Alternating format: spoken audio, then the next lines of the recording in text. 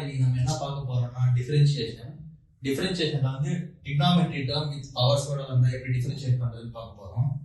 So then question y equal to sin power 5 x power 4.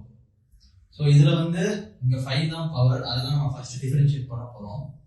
So 5 உங்க power differentiate பண்ணா அது கோஎஃபிஷியன்ட்டா முன்னாடி வந்துரும் இந்த ஃபார்மேட்ல. ஸோ 5 ரிமைனிங் அது என்ன இருக்கோ ஆஸ் இட் இஸ் அப்படியே போடணும். ஸோ ரிமைனிங் 5 sin இங்க 5 minus 1 n minus 1 இங்க 5 minus 1. So 4 x power 4.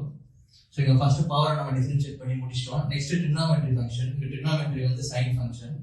So sin differentiate பண்ணிட்டு மீதி என்ன இருக்கோ அது அப்படியே போடணும். So sin cos x power 4 into trigonometry ஃபங்க்ஷனும் முடிஞ்சி. நெக்ஸ்ட் ஆங்கிள் வந்து x power 4 தான். x power 4 டிஃபரன்ஷியேட் பண்ணா 4x cube. ஸோ இது அப்படியே நம்ம லாஸ்ட் மல்டிப்ளை பண்ணா 5 into 4 20 x cube sin power 4 x power 4 cos x power 4 is the answer. Okay. Thank you.